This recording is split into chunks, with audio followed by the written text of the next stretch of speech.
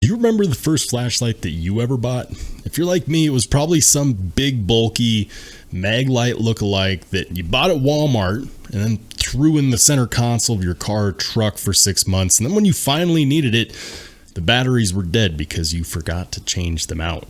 So Olight recently reached out to me with impeccable timing because they said they liked my video style and they wanted to see if I was interested in checking out any of their products. As it turns out, I've been a fan of Olight's for the last couple of years.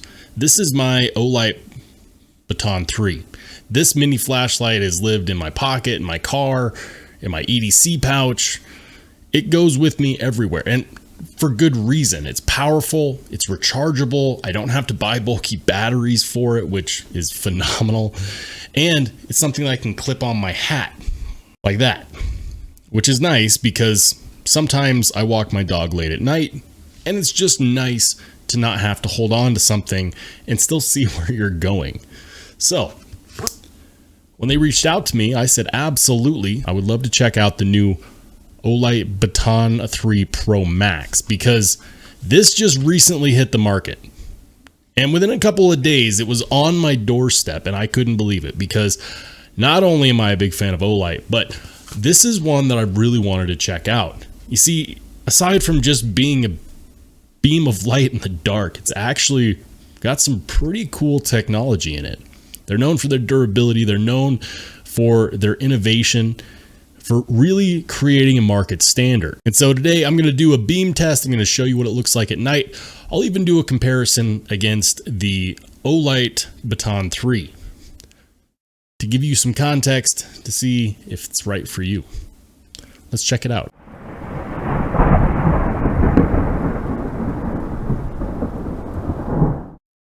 All right, so let's go ahead and check out the Olight Baton 3 Pro Max.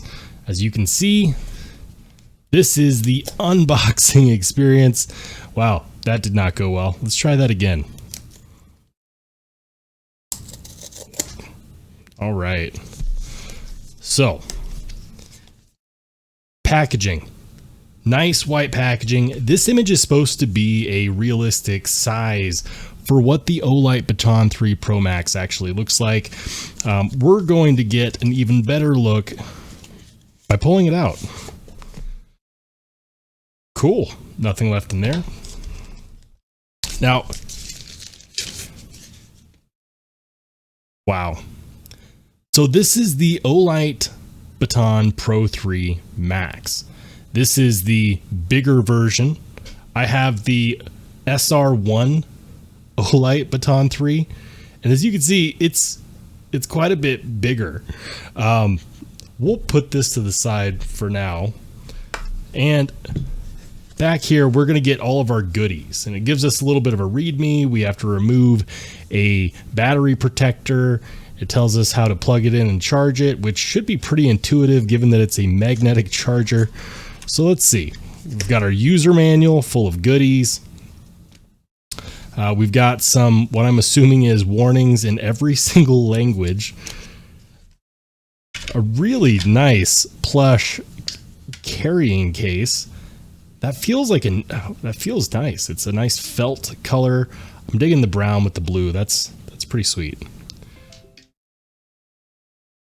And then of course we've got our magnetic charging cable. Now, with the Olight Baton 3, the SR1, this one did not necessarily come with a charging cable so much as it came with a charging case. And I know that many people were hoping that this one would as well. The charging case is phenomenal, by the way, for this light because it acts as a separate battery pack, and you just pop it in here like this on the go and it'll charge your light 3.7 times, which is fantastic. But with this, we get the cable, and that's totally fine. I'm a huge fan of magnetic charging cables because they're just really handy to plug and unplug. I mean, like that. Let's see, how far away do you actually have to be to get that to connect? Not far at all. That's pretty sweet. The magnetic tail cap is one of those things that I'm actually a really big fan of on flashlights, and the my first Olight Baton 3 actually introduced me to that feature, and I really, really love it. I'll go more in depth about that in a little bit. And then finally, the last thing you get is this metal stand, which has some 3M backing on it, so you can stick it to something, and then you can stick your flashlight to that, which that's pretty nifty. I want to stress how important it is to understand just how jam-packed with features this light really is. And first and foremost, I want to talk about this two-way clip. Now, a lot of lights out there on the market only have a one-way clip, and maybe you have to get a separate body to flip that clip around so that you can put it on something like your hat. But in this case, you don't necessarily have to do that. You can choose between having it with the bulb facing up or with the tail facing up. Personally, I actually prefer deeper carry in my pocket with the bulb facing up. That's just me. And then of course you can clip it onto your hat. Now, because this is longer than the SR1, it's not going to fit very well under the brim, but you can put it in over the brim. And that's one of the features which people might be concerned about that and say, well, then it's exposed to the elements if it's on the outside of your hat. And that could be true. However, this is IPX8 certified. That's absolutely fantastic. And by the way, if you don't like the clip at all and you just want a basic flashlight without one, you can actually remove this clip altogether like that.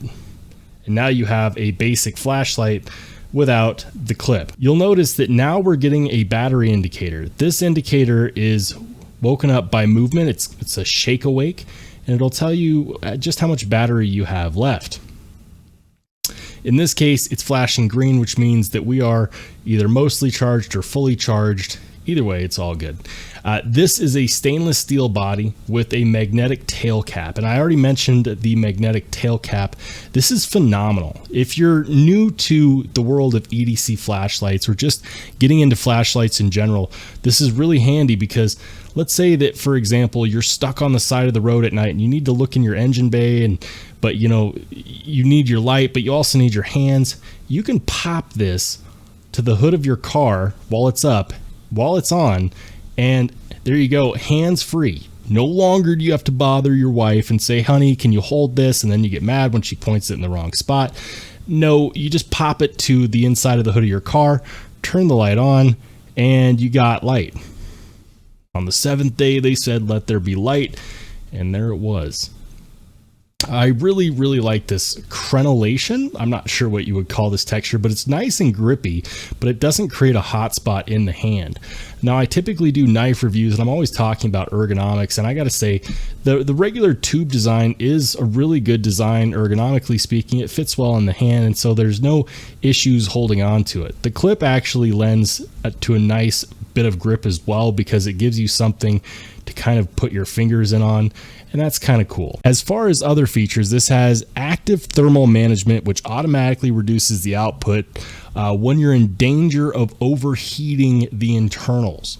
You know, this is a high-powered flashlight, and so it's actually really easy to heat stuff up. And to go along with the overheating thing, guess what? It also has a proximity sensor. So I'll show you real quick. We'll put it in turbo mode.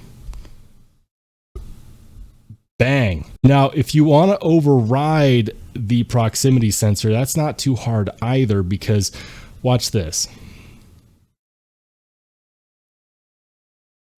Okay, and a double click after the proximity sensor has limited the light output so that it doesn't burn whatever you're right next to.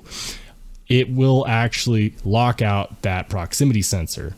Some people have mentioned concerns that I've noticed in these flashlight videos when it comes to proximity sensors, saying, well, what if it's raining? What if it's snowing? You know, I don't want it to dim when I need the light. The fact that you can override that is actually pretty dang cool. Another thing which is cool is the desert tan version of this is made out of magnesium, which is insanity because that's what a lot of high-end supercars frames are made out of. It's lighter than aluminum and stronger than titanium, and it has the best durability density out of any metal on the planet. Now this one is not magnesium, and that's too bad. I think that they should have done the entire line in magnesium. That just would have been cool. But if you go for the desert tan version of this, that one is. Now, I did promise a beam test, and so here we go. So to get some good footage, I actually went out into the park in the middle of the night while it was snowing. So if you enjoy this, make sure you hit the like button. So during my midnight adventure out at the park, I learned that even if it is the middle of the night, parks are actually well lit in the city at all times of the day and night. The second thing I learned is that if you're going to try it anyways, you probably shouldn't do it while it's snowing. Not to worry, I wised up, went back to my garage where it's pitch black, and these were the results that I got. This is the Baton Pro Max. It's on high.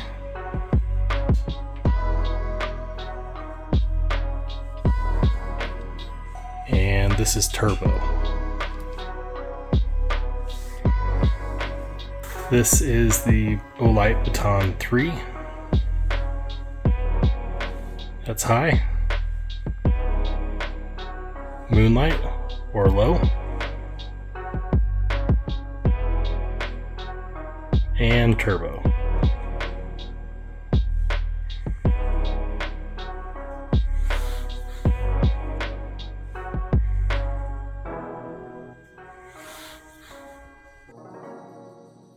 Checking out these flashlights has been a ton of fun, and it's given me a lot of context. See, normally I'm used to reviewing knives, but EDC is not just the knives, it's also the other things that you carry with you every day so that in case you need them, you have them. And something that I discovered is that whether you go with the smaller SR1 Baton 3 or you go with the bigger Baton 3 Pro Max, it really depends on your use case scenario. Maybe if you live in the city and you just want to be prepared in case you get stuck at night, maybe the smaller one makes more sense. Easier to charge, put it in a charging case, so on and so forth, and it still gives you 1,000 lumens. Or maybe if you are needing something with a bit more power, maybe like say 2.5 times the amount of lumens, you could go with the bigger one. Either way, it might not be a bad idea to get both. It's better to have it and not need it than need it and not have it. Guys, if you're interested in either the SR1 Baton 3 or the Baton 3 Pro Max, I will make sure to link them in the description below and also include my 10% off discount code so you can save some of that hard-earned cash. But you let me know. Would you like to see me do more EDC reviews outside of knives, like more flashlights, pens, so on and so forth? Let me know in the comments section down below. And if you watched this long, consider hitting subscribe. I'm Rollshambo. I'll see you on the flip side.